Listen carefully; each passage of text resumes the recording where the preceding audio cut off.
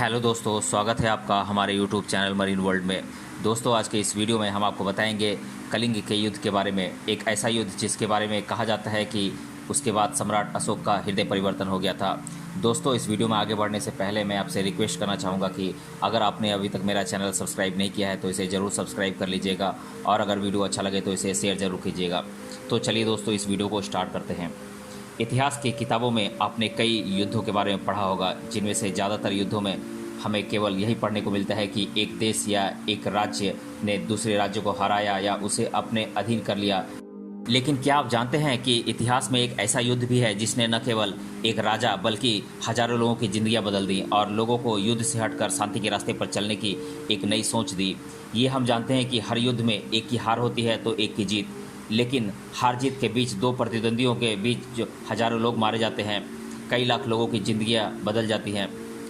कलिंग का युद्ध भी इतिहास का एक ऐसा युद्ध माना जाता है जिसमें लाखों सैनिकों की जान गई। इतिहास के सबसे महानतम और शक्तिशाली सम्राट अशोक और राजा अनंत पद्मनाभन के बीच 261 ईसा पूर्व में लड़ा गया कलिंग का युद्ध इतिहास का सबसे भयावह युद्ध था। यह युद्ध अत्यंत विनाशकारी युद्ध था जिसमें लाखों बेकसूर और मासूम लोग मौत के घाट उतार दिए गए थे। हालांकि इस युद्ध के बाद ही सम्राट अशोक का हृदय परिवर्तन हुआ था और उन्होंने अहिंसा का मार्ग अपना लिया था और वे बौद्ध धर्म के अनुयायी बन गए थे। आज हम आपको इस वीडियो के माध्यम से इतिहास के इस सबसे विध्वंसकारी युद्ध के बारे में बताएंगे। हम आपको इस युद्ध के कारण, परिणाम और प्रभावों के बारे में बताएंगे। चक्रवर्ती सम्राट अशोक मौर्य साम्राज्य के राजा थे।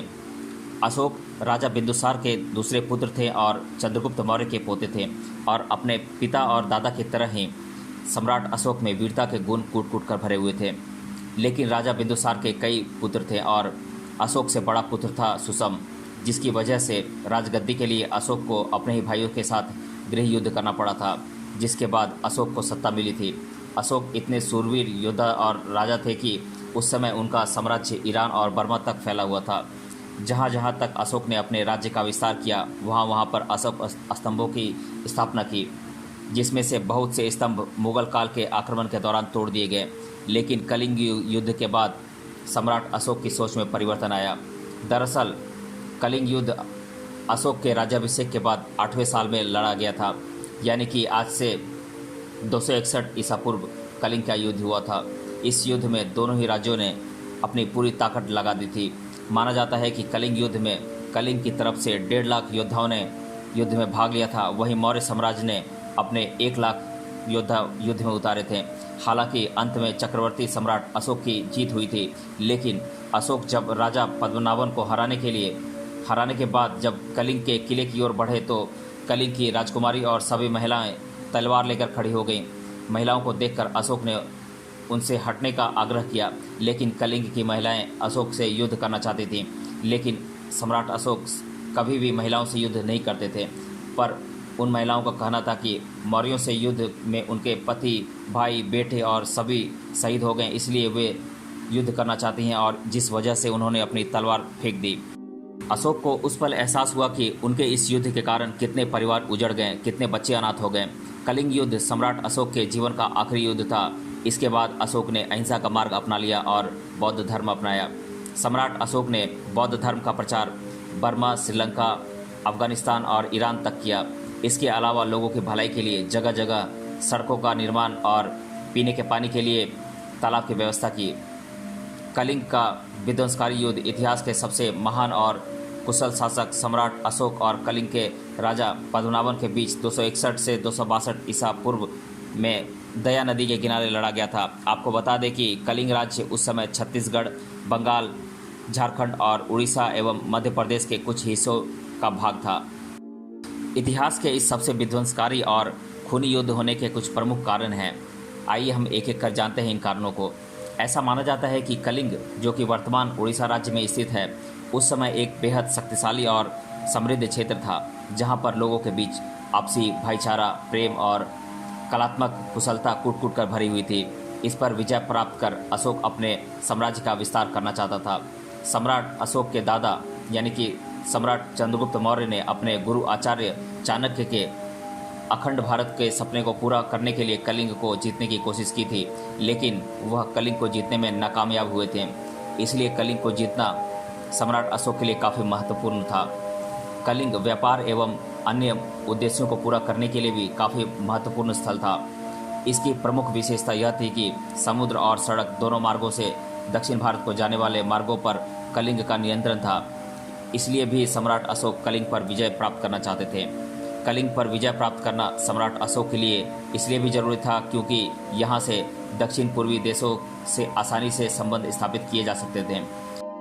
कलिंग का युद्ध होने का एक कारण यह भी बताया जाता है कि सम्राट अशोक ने कलिंग के शासक राजा अनंत पद्मनाभन को एक पत्र भेजा था, जिसमें सम्राट अशोक ने कलिंग राज्य को मौर्य साम्राज्य में मिलाने का प्रस्ताव रखा था, लेकिन इस प्रस्ताव को कलिंग के राजा अनंत पद्मनाभन द्वारा मानने से इनकार कर दिया गया था। जिसके बाद सम्राट अशोक ने राजा अनंत पद्मनाभन के खिलाफ अपनी विशाल सेना के साथ युद्ध करने का फैसला लिया था।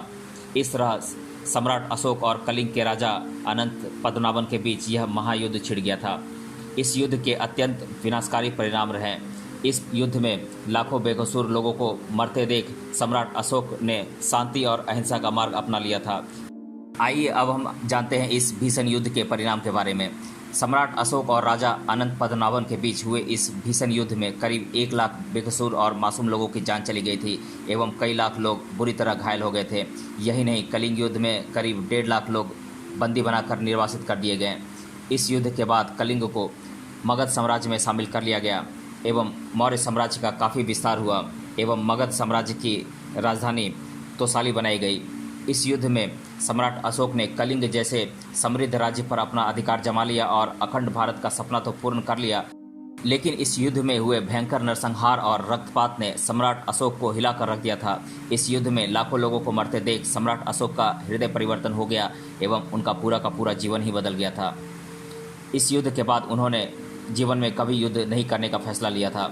सम्राट अशोक ने इस युद्ध के बाद अहिंसा, प्रेम, परोपकार, दया और दान तथा सत्य का रास्ता अपना लिया। इस युद्ध के बाद ही सम्राट अशोक ने धर्म परिवर्तन का मन बना लिया था और बौद्ध धर्म अपना लिया था। कलिंग युद्ध के बाद अहिंसा के पुजारी बनने के साथ ही वे बौद्ध धर्म के अनुयायी एवं प्रचारक भी बन गए, जिसके बाद बौद्ध धर्म का देश विदेशों में भी प्रचार किया।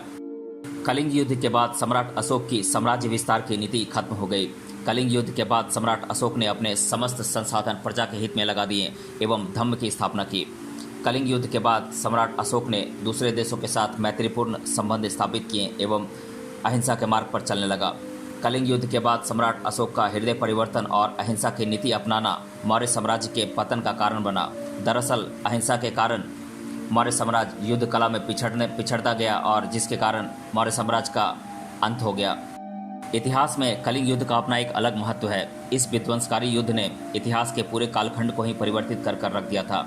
यह भारतीय इतिहास की सबसे महत्वपूर्ण घटना थी जिसके दूरगामी परिणाम और प्रभाव देखने को मिले। यह युद्ध सम्राट अशोक के जीवन का आखिरी युद्ध साबित हुआ और कलिंग पर जीत उनकी अंतिम जीत साबित हुई। कलिंग युद्ध के बाद सम्राट अशोक का हृदय दया, परोपकार एवं करुणा से भर उठा। इसके बाद शांति, सामाजिक प्रगति एवं धार्मिक प्रचार के एक नए युग की शुरुआत हुई। तो दोस्तों, आज के इस वीडियो में हमने जाना कलिंग का युद्ध और उसके बाद सम्राट अशोक का हृदय परिवर्तन कैसे हुआ इसके बारे में। मिलते हैं अगले वीडियो में, तब तक के लिए धन्यवाद।